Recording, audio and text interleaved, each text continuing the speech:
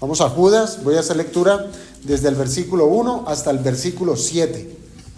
Judas, tenemos penúltimo libro de la Biblia. Una pequeña carta, sencillamente 25 versículos, pero suficientes para cambiarnos, para transformarnos. Vamos a hacer lectura, hermanos, del versículo 1 hasta el versículo 7. Dice la palabra del Señor allí en Judas. Dice el verso 1. Judas, siervo de Jesucristo y hermano de Jacobo, a los llamados, santificados en Dios Padre y guardados en Jesucristo. Misericordia y paz y amor os sean multiplicados. Amados, por la gran solicitud que tenía de escribiros acerca de nuestra común salvación, me ha sido necesario escribiros, exhortándoos que contendáis ardientemente por la fe que ha sido una vez dada a los santos. Porque algunos hombres han entrado encubiertamente, los que desde antes habían sido destinados para esta condenación, hombres impíos, que convierten en libertinaje la gracia de nuestro Dios y niegan a Dios, el único soberano, y a nuestro Señor Jesucristo. Mas quiero recordaros, ya que una vez lo habéis sabido, que el Señor, habiendo salvado al pueblo sacándolo de Egipto, después destruyó a los que no creyeron y a los ángeles que no guardaron su dignidad, sino que abandonaron su propia morada, los ha guardado bajo oscuridad, en prisiones eternas, para el juicio del gran día. Y como Sodoma y Gomorra y las ciudades vecinas, las cuales de la misma manera que aquellos, habiendo fornicado e ido en pos de vicios contra naturaleza, fueron puestas por ejemplo, sufriendo el castigo del fuego eterno. Amén. Oh amado Señor, te damos las gracias, Padre bendito, por este tiempo de predicación en la cual acudimos a ti, amado Señor, para que seas tú asistiéndonos en cada uno de estos versículos que hemos de estar estudiando, rogándote, Padre de la gloria, que abras nuestro entendimiento y que tengamos, amado Señor, la disposición de tener un corazón enseñable, un corazón humilde, con la disposición siempre, amado Padre, de hacer lo que es correcto y es obedecer a tu palabra. Oh Padre, destruye este corazón duro, amado Señor, que muchas veces nos ha hecho tropezar en ser obedientes. Y más aún, Padre, en estos mensajes de gran urgencia, en los cuales la iglesia de nuestros días, Señor, se halla en peligro. Peligro en donde muchos se han metido en las congregaciones para traer un evangelio diluido, para traer un evangelio que realmente entorpece a la verdad. Y no es que haya otro evangelio, como lo dice Pablo en los Gálatas, sino que, oh Padre, que entendamos que solo hay una verdad y esa es absoluta. Lo demás, sencillamente, son las mentiras del diablo que quieren hacer torcernos a nosotros y hacernos resbalar. Por eso rogamos, Padre, que abras nuestro entendimiento en el día de hoy y nos prepares como buenos soldados para poder dar defensa a esta fe que nos ha sido confiada.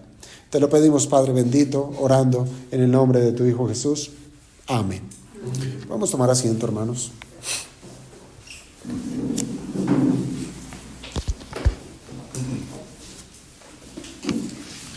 Hoy vamos a estar considerando, hermanos, la acción que Dios tiene contra aquellos que se resisten a hacer su voluntad. Entienda esto. Esos versículos, el 5, el 6 y el 7, nos tienen que hacer entender que la justicia de Dios siempre está presente, que nadie burlará el santo juicio de Dios, que por más, amados hermanos, que al día de hoy podamos ver cómo la maldad avanza y cómo aún los falsos maestros hacen tanto daño en medio de las congregaciones, hermanos, Dios traerá su juicio. Hermanos, hoy en día, el que cree que Dios no existe y que Dios no actúa, es el impío, no el creyente.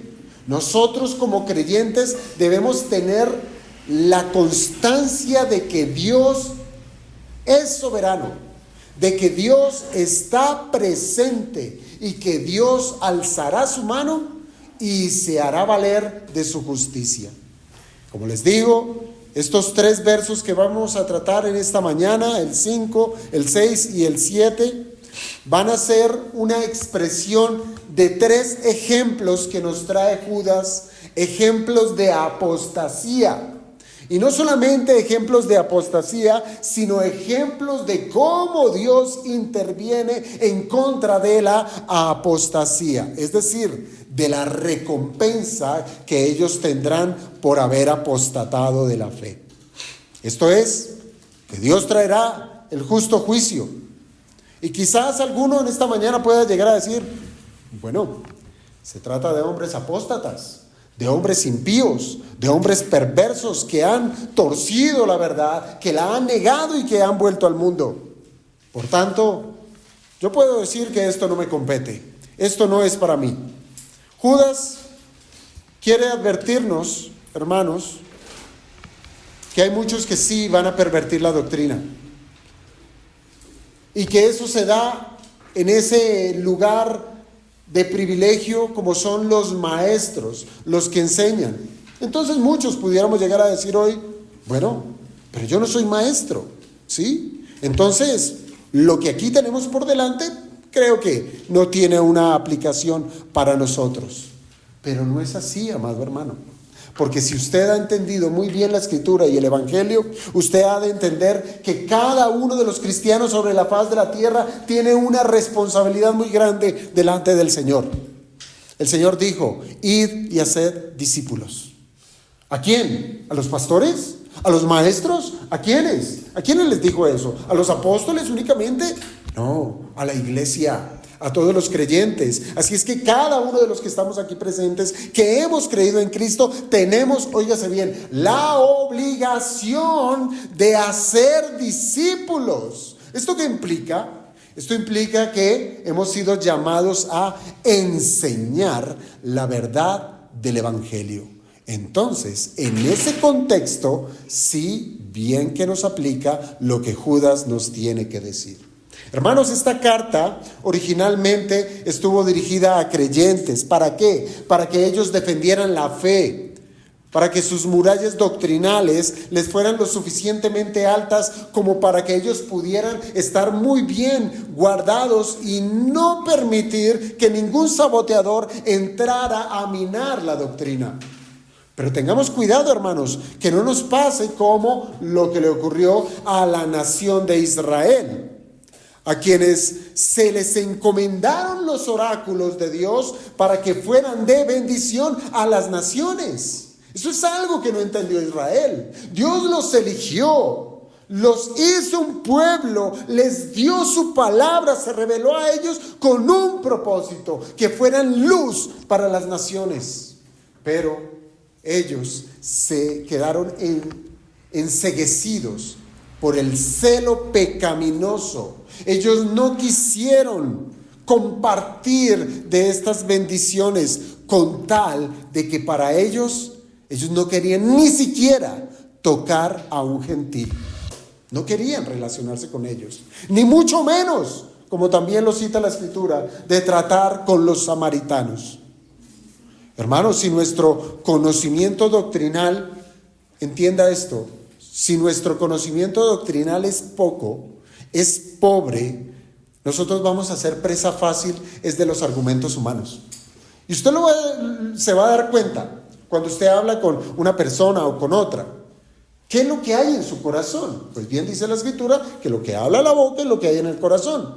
Pero si usted empieza a dar argumentos netamente humanos, en lugar de dar argumentos netamente doctrinales, pues eso es lo que estamos encontrando, que hay un conocimiento pobre de la doctrina. Y esos argumentos humanos, siempre, óigase bien, siempre van a estar en contra de la verdad.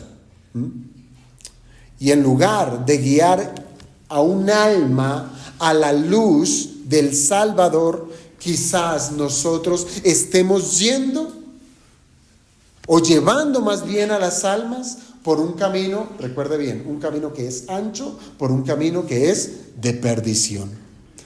Y entienda esto, y este es el punto al cual estos 3 versículos que vamos a tratar nos van a llevar a lo que hemos hecho con la Escritura, a lo que hemos hecho con el Evangelio. Y es que conforme a lo que nosotros nos acerquemos a la verdad y enseñemos la verdad, o si nos hemos desviado de la verdad, óigase bien, va a haber juicio para los que apostatan de la fe. Bueno, ustedes dirán, ¿qué es eso de apostatar? Y sí, es una palabra que quizás ya hemos hablado y la hemos leído en muchas partes de la Escritura. ¿Qué es eso de apostatar? Bueno, el apóstata nosotros lo podemos comparar con el apóstol.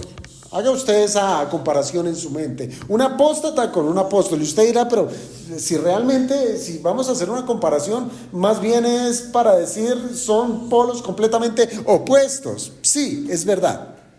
Mientras que un apóstol es un enviado de Dios, el apóstata es un enviado de Satanás. Pero no solamente es un enviado de Satanás, sino es un desviado de la verdad. Un desviado de la verdad. Hermanos, el apóstata es un rebelde. El apóstata es aquel que, estando en la verdad, se rebela contra ella y la abandona. Un ejemplo ridículo: en medio de los trabajos de la persona que está en una empresa y está laborando, usualmente uno escucha decir al trabajador: aquí me pagan mal, aquí me obligan a trabajar tiempo extra, aquí son negreros, aquí me están esclavizando. ¿Qué hace ahí? ¿Qué hace ahí? Si no le gusta el trabajo, ¿qué hace ahí? Nadie lo está obligando. Él fácilmente puede renunciar. Cierro mi paréntesis con mi ejemplo ridículo. Y a lo que voy es que el apóstata está en medio de la iglesia. Está atendiendo la verdad, pero aún su corazón está en contra de la verdad. Y la pregunta es, ¿qué hace ahí? ¿Qué hace ahí? Pues sencillamente está ahí para hacer daño. Y de estos, de los apóstatas, es que nos habla Judas. Fíjese que la semana pasada, y ya lo hemos leído varias veces, Judas llama a estos impíos, los llama libertinos, los llama negadores de Cristo, los llama impíos como tal, ¿cierto? Son personas que tienen unas características que son completamente opuestas al Evangelio. El apóstata no solo niega la fe, sino que también busca es que los demás duden de lo que creen. Él busca que nieguen la fe. El apóstol Pedro, si usted lo piensa, el apóstol Pedro fue uno de los cuales él llegó a profetizar acerca de los falsos maestros. Él los calificó duramente. Él llegó a decir que ellos eran unos burladores. Y es que esos son los apóstatas. Es un burlador, es el que se burla de la verdad, es el que se burla, es que el Génesis, eso es más un cuento mitológico, eso no fue verdad, eso es únicamente para enseñarnos tal y tal cosa. Se burlan de la Escritura, se burlan de los creyentes. Y en el contexto que lo presenta Pedro, él hace la pregunta, o más bien, él dice que esos burladores preguntan: bueno, creyentes, ¿qué pasó con la promesa de que Cristo regresaría? Y atienda, esto lo escribió Pedro en el primer siglo, ¿sí? No habían pasado sino unos cuantos años de que el Señor se había ido al cielo. Y ya empezaban a burlarse estos apóstatas de los creyentes. Y bueno, ¿usted no que dice que Cristo volverá? ¿Usted no que predica que Cristo viene? ¿Que dijo que vengo en breve? ¿Dónde está su regreso? Ahora, ¿qué pudiéramos decir nosotros a esta altura, en el año 2025, ¿cierto? Que han pasado más de 2000 años. Pues el apóstata con mayor burla podrá decirnos, bueno, ya han pasado más de 2000 años, ¿y dónde está la venida de Cristo? Y se burla. Hermanos, el que no tenga un fundamento firme, el que no tenga la doctrina definida, fácilmente va a caer a tierra avergonzado porque su Señor no ha regresado. ¿Qué le vamos a responder? ¿Cómo vamos a hacer frente ante esas burlescas palabras que tengan contra nosotros? Pero los que realmente confiamos en su promesa, vamos a descansar en ella y vamos a creer que Él volverá como lo ha prometido. Así es que cuidado, hermanos, con los apóstatas. Tenga cuidado con ellos, pues los van a hacer dudar de la fe y los harán pecar al desviarse de la voluntad de Dios. Quizás hoy en día no sea un asunto tan abierto, y ya lo habíamos visto la semana pasada, que ellos entran encubiertamente, ¿sí? Van a ser muy solapados, y la manera de hacer turbar el corazón de un creyente es: ¿eso es pecado? No, eso no es pecado. Eso usted es libre de hacerlo. Usted puede hacer esto y aquello. Y entonces le empieza a abrir la puerta, no la angosta, recuerde usted, sino la puerta ancha, para que donde usted pueda caminar libremente y decir: claro, la libertad que Cristo me ha dado me permite caminar de esa manera como lo hace el mundo. Y allí tenemos a esos apóstatas desviándonos de la fe. Hermanos, una de las consecuencias de la caída de Adán fue precisamente la locura de los roles invertidos en la sociedad. Y es allí donde vemos la apostasía marcando, trazando, destruyendo el corazón de los que le pertenecen al Señor. Los roles fueron invertidos. No solamente los roles en la familia, los roles en la sociedad y los roles en la iglesia. Ahora, ¿quién manda? ¿Dónde está la autoridad? Dice la Escritura que la mujer va a querer controlar al hombre. Eso es consecuencia de la caída, que la mujer querrá controlar al hombre. Y usted lo ve tanto en la familia, en el matrimonio, como en la sociedad, como en la iglesia también. Y claro, la Escritura también continúa diciendo que el hombre no se dejará gobernar. Por eso esa batalla que va a haber en medio del hombre y la mujer. La mujer se querrá levantar sobre el hombre, y el hombre no se va a dejar. No se va a dejar. Hermanos, hoy vemos cómo las mujeres se levantan en cualquiera de estas esferas. Pero hablemoslo desde la iglesia.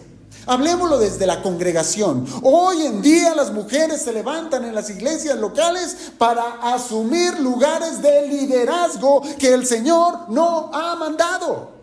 A asumir liderazgos impropios, aún al punto de llegar a ser predicadoras en una iglesia.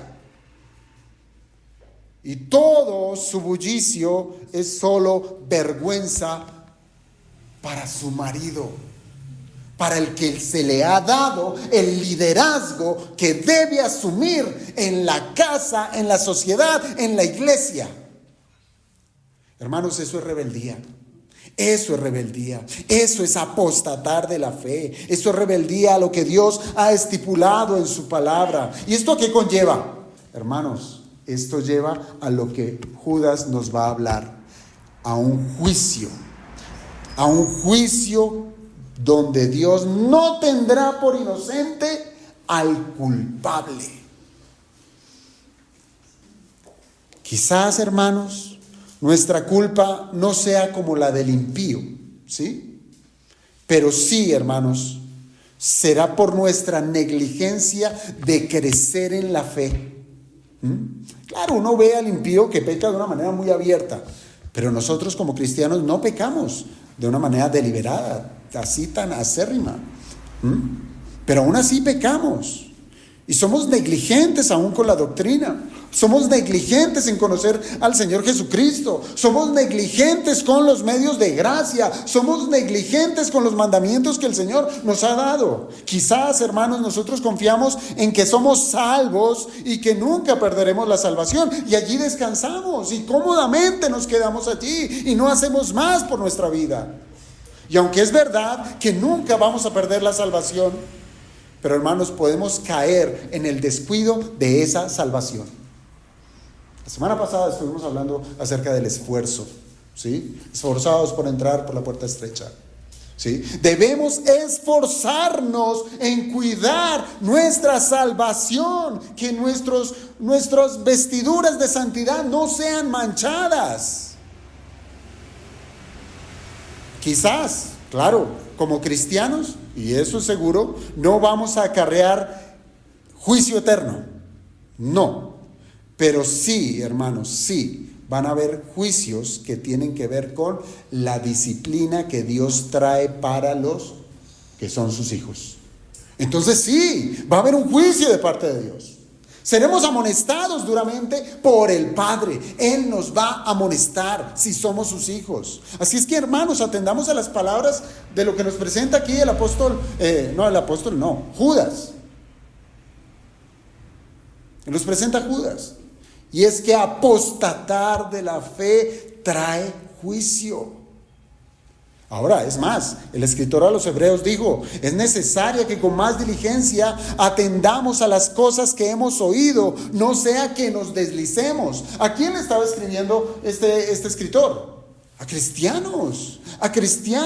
Nos está diciendo, nos está advirtiendo que podemos deslizarnos si no atendemos a la verdad. Si nosotros descuidamos la doctrina, nos vamos a deslizar. No lo dude. Si usted deja de asistir a la iglesia, si usted no abre su Biblia, si usted no ora, si usted no busca al Señor, usted se va a deslizar. Créalo. No se crea muy fuerte.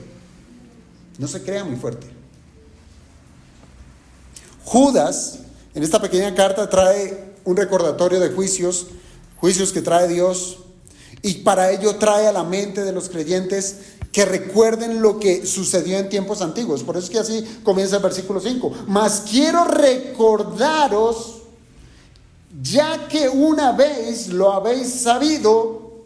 Es decir, es un asunto que los creyentes ya lo sabían. Recuérdenlo.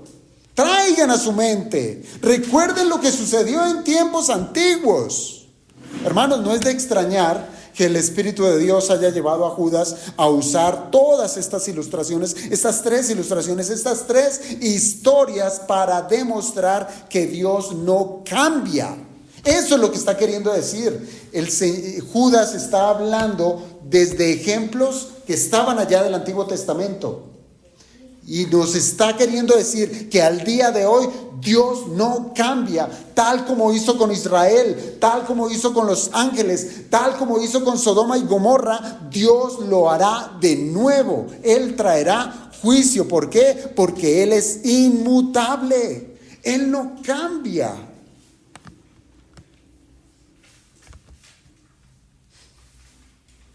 No es de extrañar que debamos recordar lo que dice el Antiguo Testamento de estos juicios a quienes contradicen y niegan la autoridad y el señorío de Cristo. No es de extrañar. Hermanos, la naturaleza del hombre ha sido diseñada para que aprenda de sus experiencias. Así somos nosotros. Aprendemos de las experiencias. Usted se machuca, e incluso un niño, por más pequeño que sea, él sabe. Le pasa algo, siente un dolor, se cayó y va a ser más precavido, porque aprende de sus experiencias. Y más aún nosotros, en medio de nuestra vida como adultos, vemos que esa es una realidad que se repite una y otra vez. Hay que ser muy cabeza dura para seguir cometiendo los mismos errores. Los hombres fuimos diseñados para aprender de las experiencias, y más aún que los fracasos de nuestros antepasados, de nuestros padres, abuelos, Vienen a ser para nosotros luz. ¿Para qué? Para que evitemos esas cosas en nuestros días. El apóstol Pablo le escribió a los Corintios. Él dijo: y estas cosas les acontecieron como ejemplo, y están escritas para amonestaros a nosotros, a quienes han alcanzado los fines de este siglo. Pablo estaba diciendo que lo que les ocurrió al pueblo de Israel, ahora para ustedes, iglesia, es un ejemplo. Léanlo, estúdienlo, ténganlo en su memoria. Todo eso que les aconteció al pueblo de Israel ha sido escrito para amonestar a la iglesia para que no nos pase lo mismo. Los afanes de la vida pueden llevarnos a que nosotros olvidemos con facilidad las lecciones del pasado. Vivimos tiempos como muy a la carrera, ¿verdad? Y tan a la carrera que se nos olvida ya las cosas de una manera inmediata, lo que acaba de ocurrir. Se nos olvida las cosas malas que hicimos y por eso es que las volvemos a repetir. Por el afán. Por eso, hermanos, aquí se nos recuerda o se nos exhorta a que estemos recordando esos eventos del Antiguo Testamento para que evitemos repetir esos errores. Y qué buen ejercicio sería, ¿no le parece? Que cuando nosotros abandonemos el Antiguo, o más bien abordemos el Antiguo Testamento, en lugar de pensar en que es una historia, ¿sí?, que ese es el craso error que ha ocurrido con las escuelas dominicales de los niños, que se les enseñan como si fueran cuentos para que estén distraídos, para que el animalito en el arca de Noé, etcétera, cositas así, livianas. Hermanos, todo eso más bien deberíamos darnos cuenta que eso fue escrito. No son historias allí simplemente, sino son duras advertencias que nos mantengan alerta a todo detalle que encontremos en la Biblia. Y si usted lo piensa, por ejemplo, en Noé y el arca, eso está en el contexto de un juicio terrible.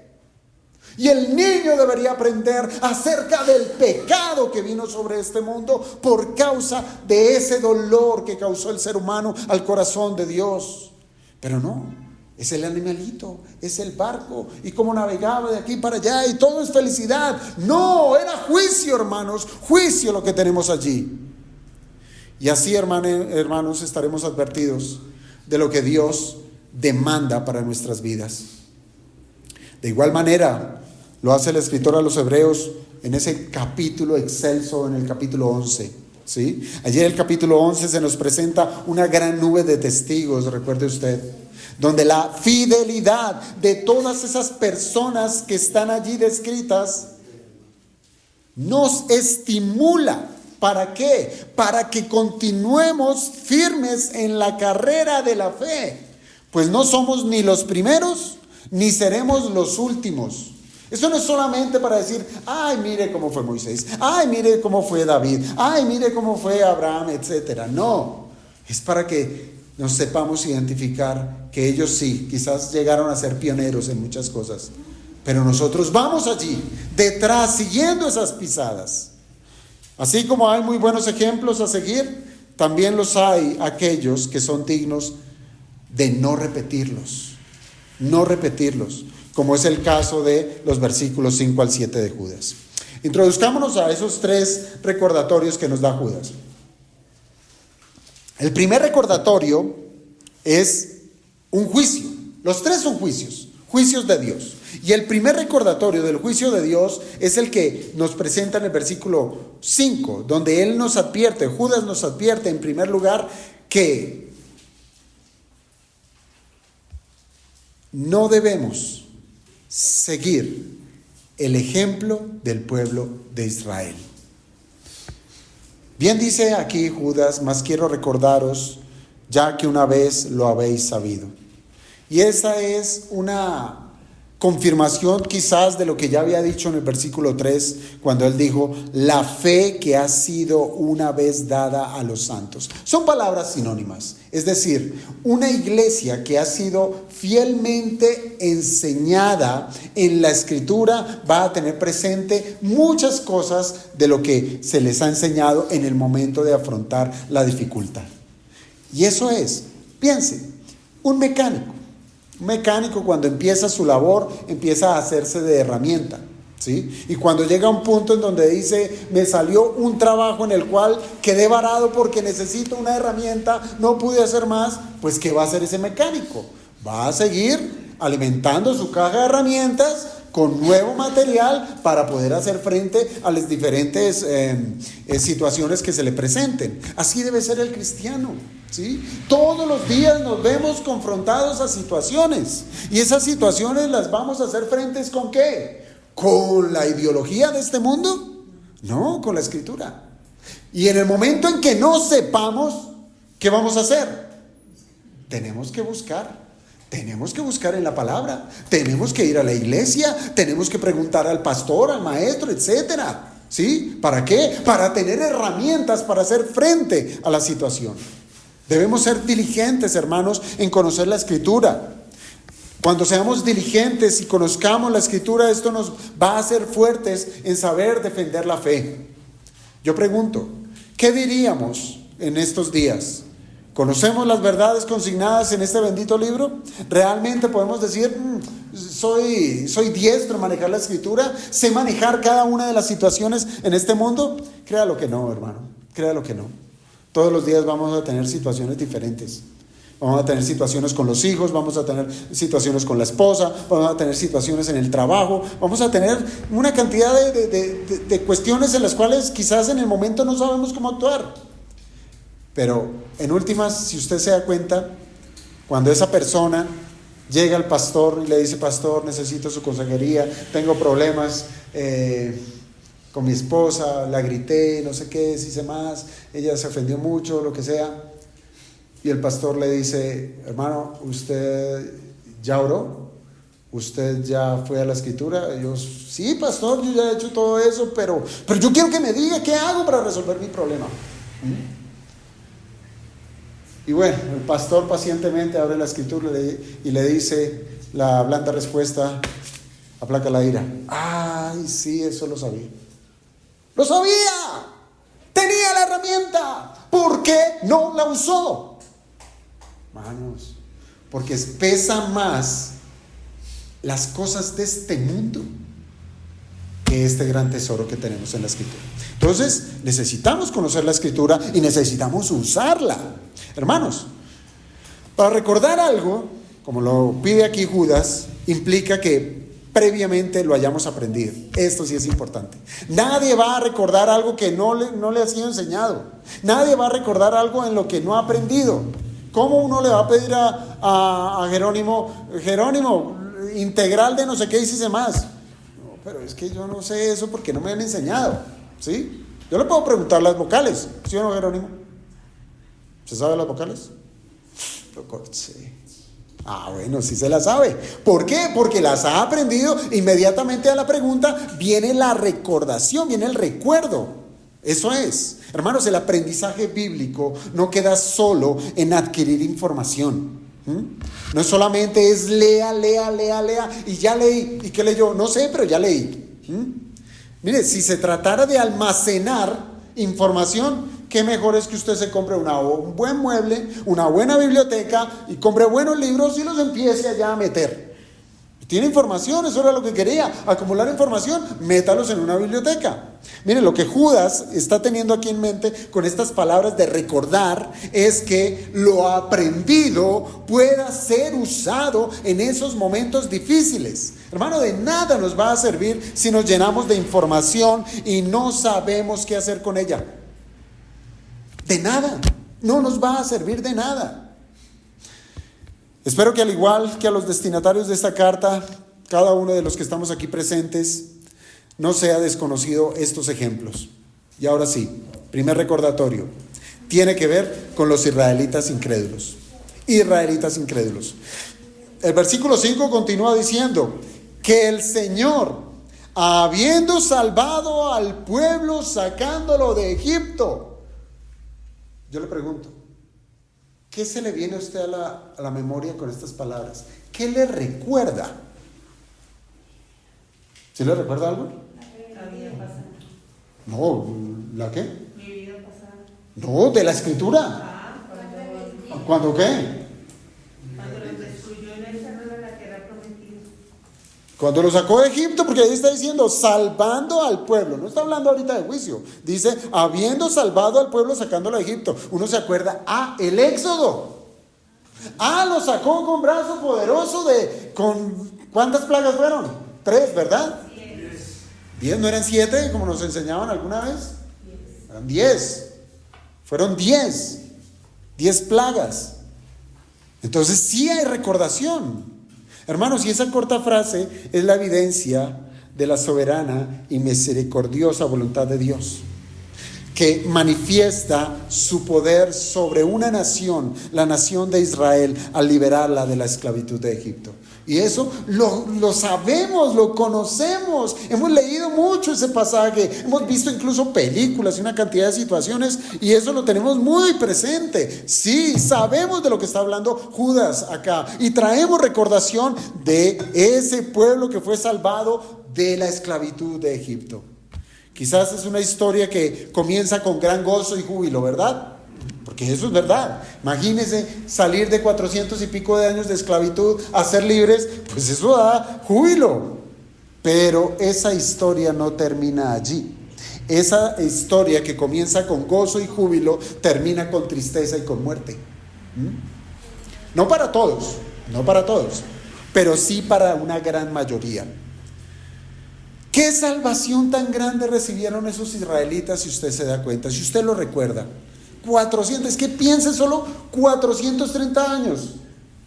Nosotros no hemos vivido eso. 430 años, rebobine desde hoy para atrás, y yo creo que se le van a pasar una cantidad de sucesos que usted no tiene la menor idea. Pero fueron 430 años de esclavitud.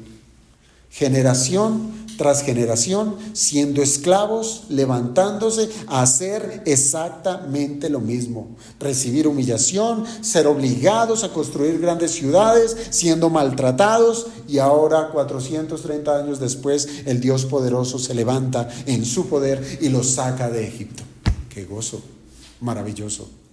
Así es que la Escritura, vamos a encontrar allí, en ese contexto de este ejemplo, una expresión que se repite, que nos dice que el Señor con mano fuerte los sacó de Egipto. Y eso se repite constantemente allí en el Éxodo, como queriendo dar a entender ese aspecto sublime, grande, ese aspecto aún temible de todos los juicios de Dios contra Faraón. Porque la alegría del pueblo de Israel era la desgracia de Egipto.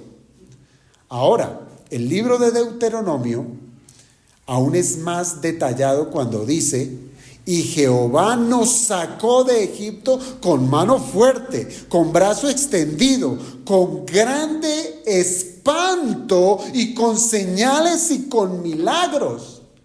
Hermanos, estuviéramos nosotros allí, yo creo que hubiésemos dicho esto y un poquito más. Israel había sido escogido como pueblo para ser ejemplo a las naciones, respetando y acatando los mandatos de Dios. Ellos recibieron día a día las misericordias de Dios, pero cuando vino el tiempo en el que Dios mandó a Moisés a que enviara a 12 espías a reconocer la tierra de Canaán, ya estaban a puertas de entrar a la tierra prometida, manda a 12 espías. ¿Qué ocurre allí? Ellos vienen, estos espías, y traen un reporte, ¿verdad? ¿Se acuerdan de ese reporte? Un reporte de una tragedia, un reporte de incredulidad. Estos espías olvidaron la mano fuerte de Jehová. La olvidaron. Y con su desánimo, ellos produjeron en el pueblo lo que se cita allá en Números capítulo 14, versículos 1 y 2. Busque allá en Números 14, 1 y 2.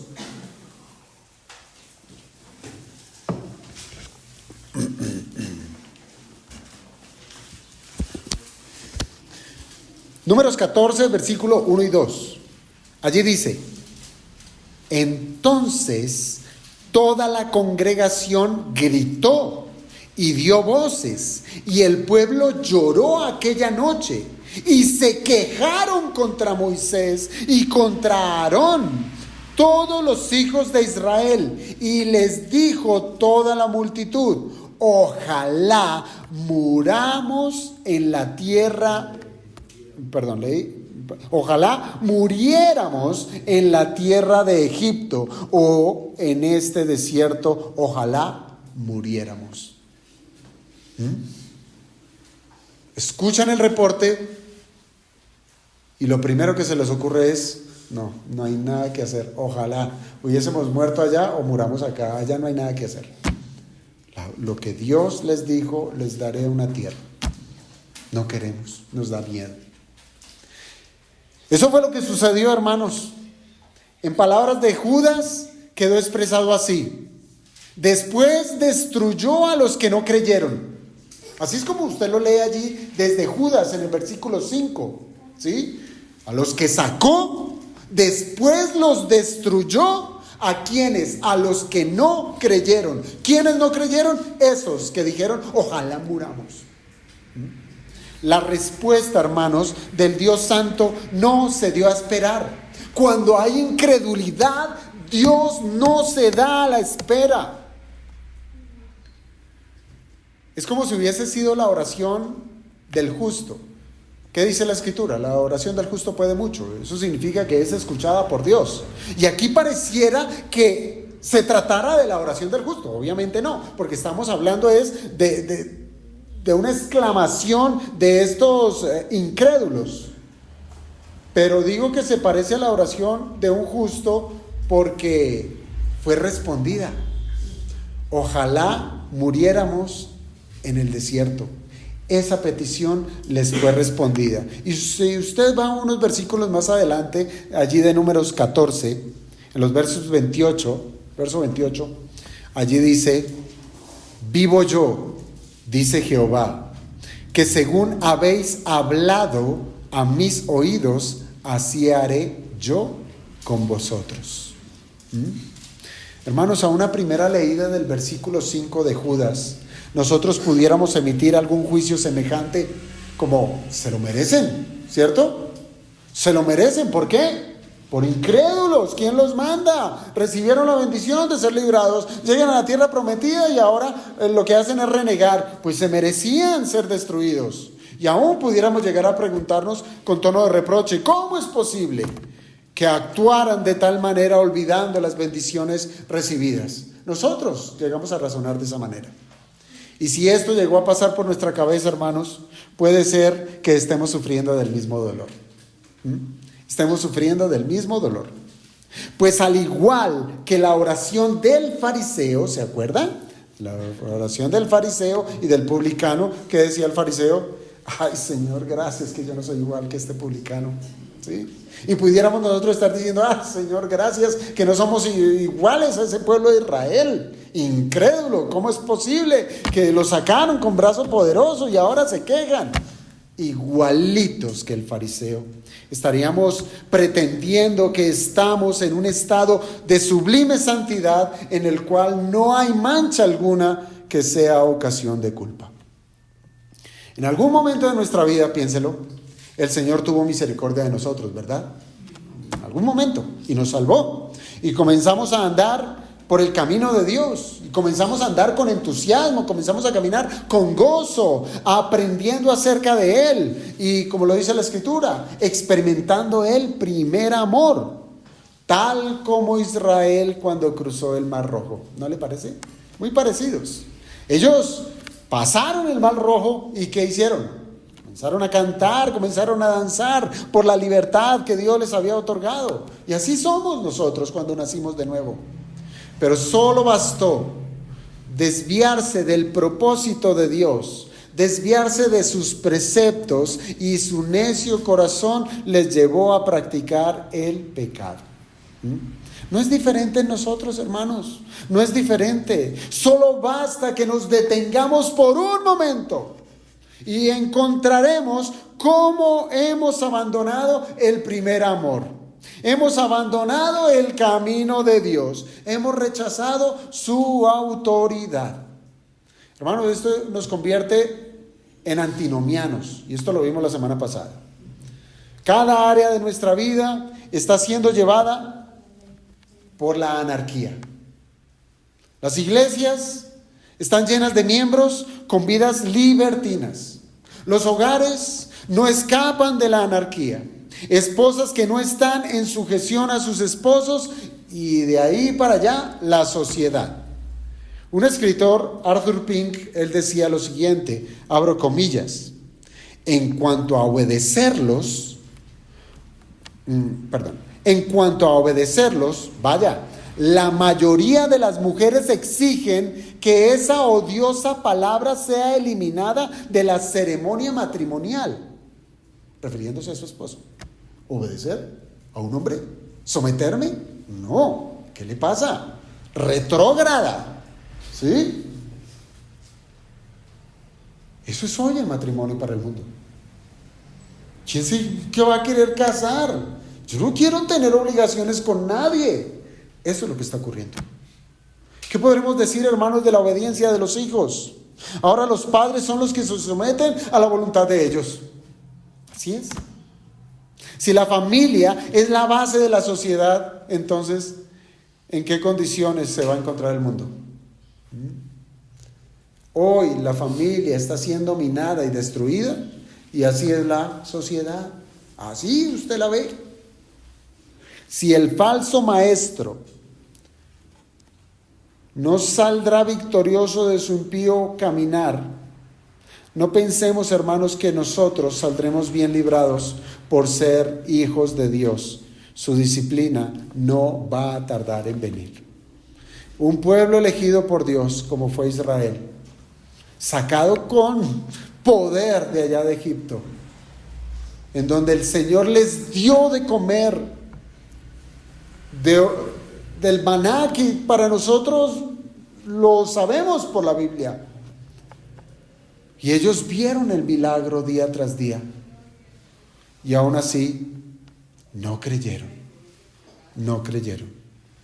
Así es que guardémonos, hermanos, de este ejemplo. O más bien, tengámoslo presente para guardarnos de caer en semejante mal. Ahora, el siguiente recordatorio que Judas propone da a entender que no hay ningún tipo de preferencia. Una cosa es hablar de seres humanos, pero otra cosa es hablar de ángeles. Esto ya es otra categoría. Es decir, no hay preferencias. Pues los personajes de esta advertencia no son nada menos que seres espirituales que están en la presencia de Dios. Se tratan de seres superiores a los hombres. Se tratan de seres poderosos que ministran delante del trono de Dios. Y no hay preferencias. Si ellos se rebelan, también tienen juicio. ¿Por qué nosotros no? Esos seres espirituales, los ángeles, tienen una función particular, o pudiéramos decir principal. ¿Cuál es la función de un ángel? Es ser mensajero. Es un mensajero. Son los mensajeros de Dios. Eso es lo que significa la palabra ángel. Pero lo que los hace realmente especiales es que tienen una relación con Dios cara a cara. Y eso los convierte en seres superiores a los hombres. Hermanos, hoy en día esos seres se dividen en dos grupos. ¿Sí saben cuáles son esos dos grupos en los cuales podemos catalogar a los ángeles? Ángeles caídos, los que guardan la voluntad de Dios y los que apostataron de la voluntad de Dios. Esos son los dos grupos, no hay más. Aquellos que se rebelaron a su gobierno son de los que habla ahorita Judas en el versículo 6. Y a los ángeles que no guardaron su dignidad, sino que abandonaron su propia morada, los ha guardado bajo oscuridad en prisiones eternas para el juicio del gran día. Claro, básicamente, hermanos, este versículo nos está hablando cuando los ángeles se rebelaron. Escúchelo bien. Nos está hablando es de la rebelión de los ángeles. ¿Y qué hace Dios ante la rebelión? Castiga la rebelión. Dios los castigó en prisiones a esperar un juicio. Hay dos interpretaciones, hermanos, que surgen de este versículo 6. Y obviamente una de ellas está equivocada. La Biblia no tiene dos interpretaciones, no tiene tres, no tiene cuatro. Solo tiene una interpretación y múltiples aplicaciones. Eso es muy distinto. Pero interpretación, una. Quizás la más, no digo común, pero la que más gusta, la que más prefieren aquellos círculos cristianos que basan su teología en sensacionalismo, es aquella donde entiende que Judas está hablando de aquellos ángeles que no guardaron su dignidad, que fueron aquellos hijos de Dios de los que habla Génesis 6, que dejaron su posición de autoridad y fueron a la tierra a buscar mujeres para tomarlas como esposas. ¿Sí habían escuchado esa interpretación? Y hay quienes dicen, de eso se está hablando Judas. Y que de la relación entre ángeles y las mujeres nacieron ¿quiénes? Los gigantes, ¿verdad? De esa relación corrupta vinieron los gigantes que corrompieron la tierra. Ahora, voy a dedicar un pequeño espacio, es únicamente para que tengamos en cuenta que eso no es de lo que está hablando Judas. El sustento de esa posición se genera en ese uso de la frase los hijos de Dios. Así lo menciona Génesis 6, los hijos de Dios. Que efectivamente, no solamente allí en Génesis, sino en otros libros se utiliza esa expresión. Quienes creen en esa posición van a apuntar o van a apuntalar más bien su argumento al señalar que el lenguaje de Judas en el versículo 6, ¿sí? En el versículo 6 lo acomodan con el versículo 7 diciendo, pero ahí está.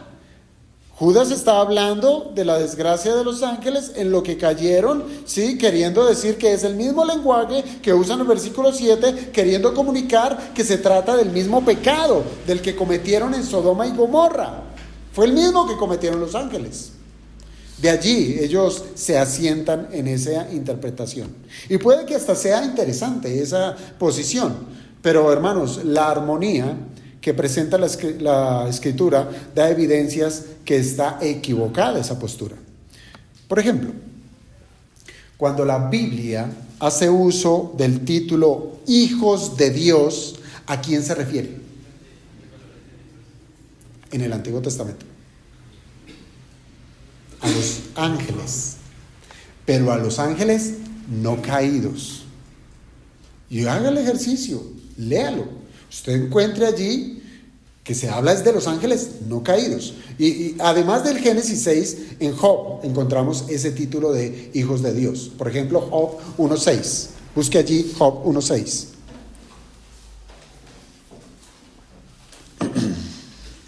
Allí dice, Job 1, versículo 6. Un día vinieron a presentarse delante de Jehová los hijos de Dios. Allí lo tenemos, ¿verdad?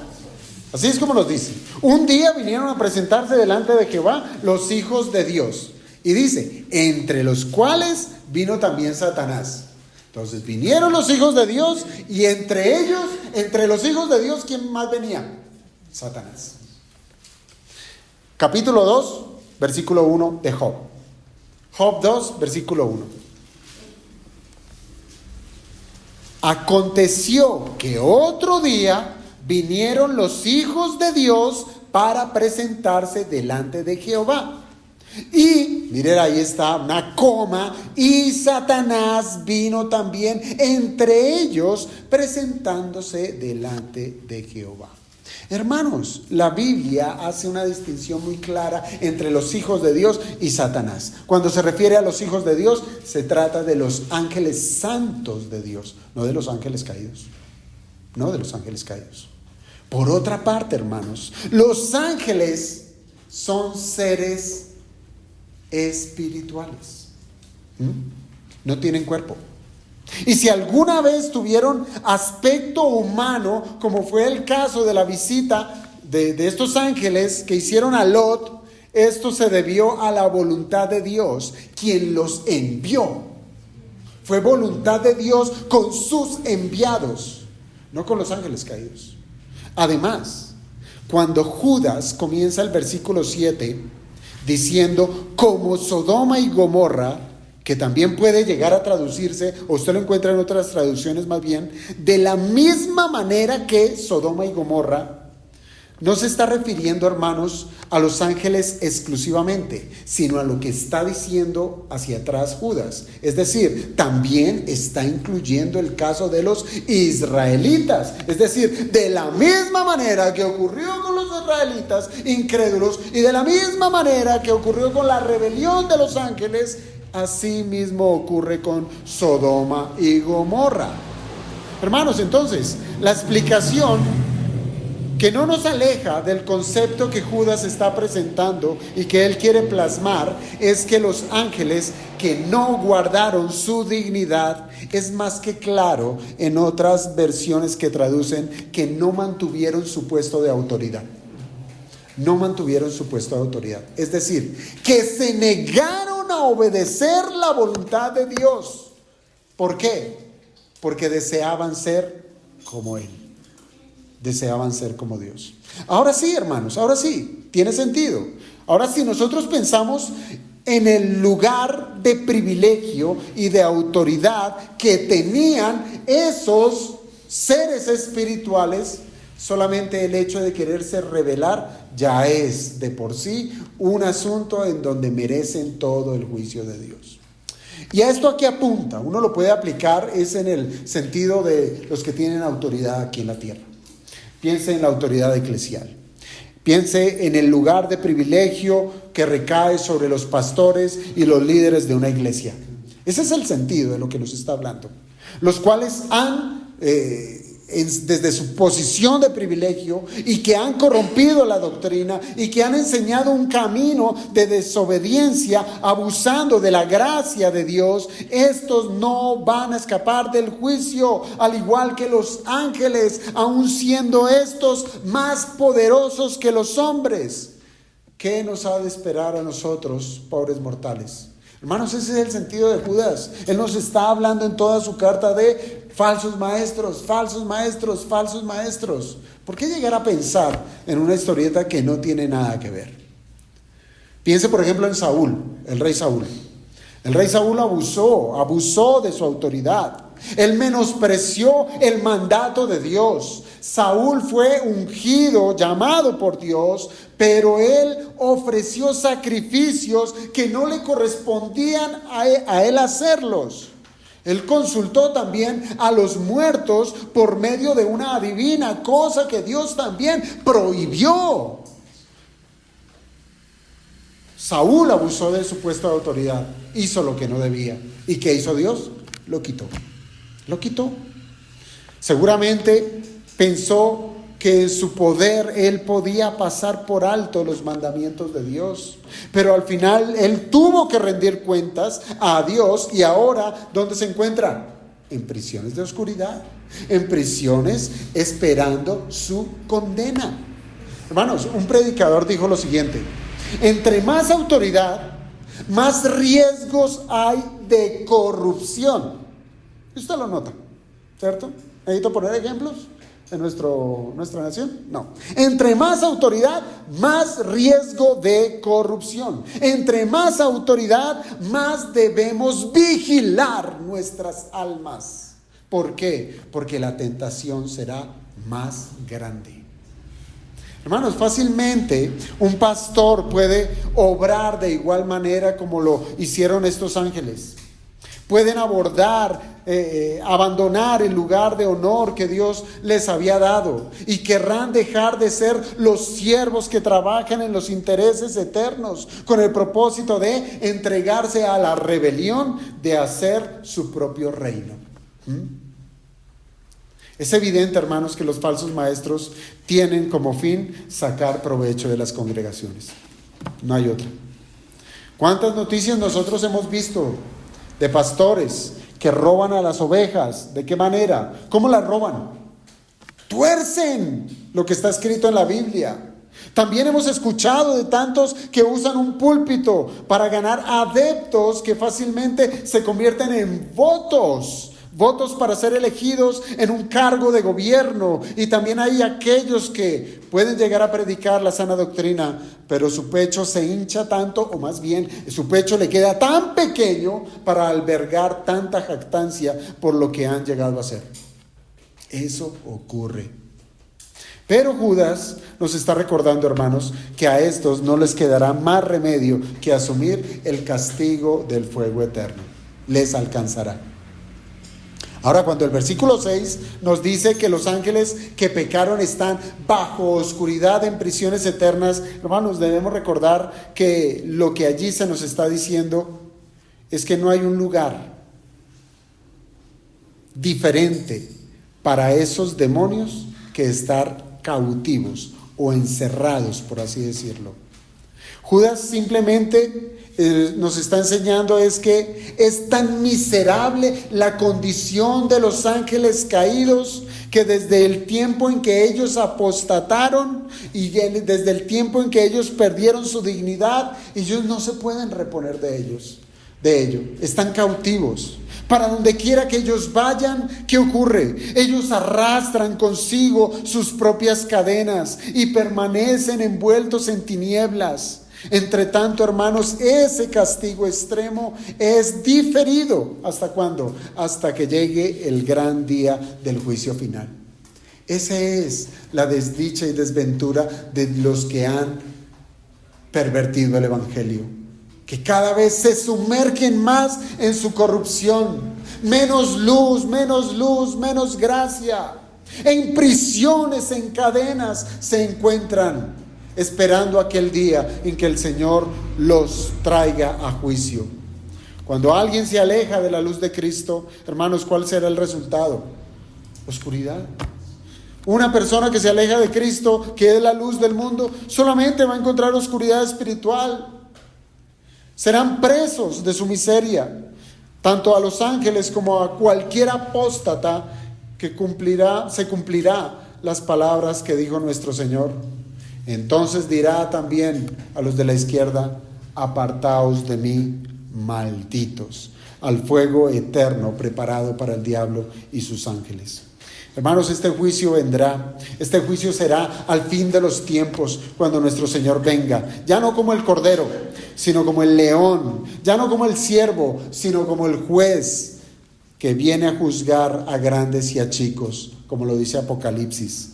Vi a los muertos, grandes y pequeños, de pie ante Dios. Los libros fueron abiertos y otro libro fue abierto, el cual es el libro de la vida. Y fueron juzgados los muertos por las cosas que estaban escritas en los libros según sus obras. Y es así, hermanos, como el juicio de Dios les alcanza a los que apostatan de la fe. Pero hay un tercer recordatorio, hermanos, un tercer recordatorio que nos presenta Judas acerca del juicio de Dios, y tiene que ver con las vidas vergonzosas de Sodoma y Gomorra. Verso 7. Como Sodoma y Gomorra y las ciudades vecinas, las cuales de la misma manera que aquellos, recuerden, Israel y los ángeles, habiendo fornicado e ido en pos de vicios contra naturaleza, fueron puestas por ejemplo, sufriendo el castigo del fuego eterno. Ahora aquí lo que Judas está trayendo a la memoria de estos cristianos es ese suceso histórico de aquellas ciudades que fueron destruidas por voluntad divina. Juicio de Dios, terrible juicio de Dios. Sodoma y Gomorra llegaron a ser sinónimo ¿de qué? de inmoralidad sexual, con tal que a ese pecado de homosexualidad se le llama sodomía. Qué título tan nefasto para una ciudad que sencillamente fue corrupta por este pecado. Ahora, cuando encontraron la arqueología moderna, cuando encontró las ruinas de la ciudad de Pompeya, ¿se acuerdan de esa parte de la historia? ¿Sí? La ciudad de Pompeya que fue destruida, ¿por qué? Por un volcán, por la destrucción de la erupción del Vesubio en el año 79 de nuestra era. Se hallaron inscripciones con los nombres Sodoma y Gomorra. Y es interesante, ¿por qué? Porque lo que llegaron al entendimiento los estudiosos es que esas inscripciones estaban identificando a la ciudad de Pompeya, a esa ciudad romana, a toda su cultura inmoral, la identificaron con el juicio de las ciudades que allí se estaban nombrando. Hermanos, ¿qué ocasionó el juicio de Dios en las ciudades de Sodoma y Gomorra y las ciudades vecinas? Según el versículo 7, allí nos dice que fue por causa de su fornicación. Fornicación y vicios que son contra naturaleza. Y esto demarca, en primer lugar, no episodios aislados, ¿sí? No es que eran situaciones que se escuchaban de rumor, no eran episodios aislados, sino más bien era una forma de vida que hacía parte de la cultura de esas ciudades. Ahora, mire usted la cultura de nuestro tiempo. No solamente a nivel nacional, sino mundial. Corrupta por este mismo pecado, fornicación y pecados que van contra la naturaleza. El homosexualismo. Hermanos, fornicación, ¿qué significa? Significa entregarse a la inmoralidad sexual de una forma excesiva. Si nosotros leemos Génesis 19, que se los dejo allá de tarea, ustedes van a encontrar que el pecado era la homosexualidad, cosa que es contra la naturaleza de lo que Dios creó. Y esto es convertir la gracia de Dios en libertinaje. Dios creó al hombre y a la mujer. Dios creó el sexo y es legítimo en el santo vínculo del matrimonio. Pero el hombre tomó la gracia de Dios y la corrompió en libertinaje. Esa práctica es abominable, hermanos. Y era una práctica usada desde los más jóvenes hasta los más viejos.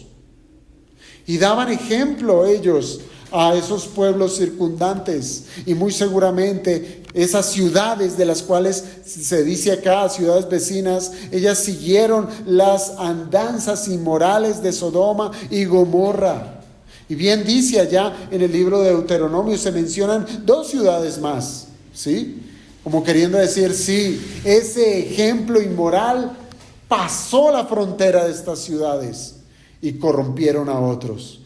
Pero hermanos, a lo que Judas va es que Dios no tiene por inocente al culpable.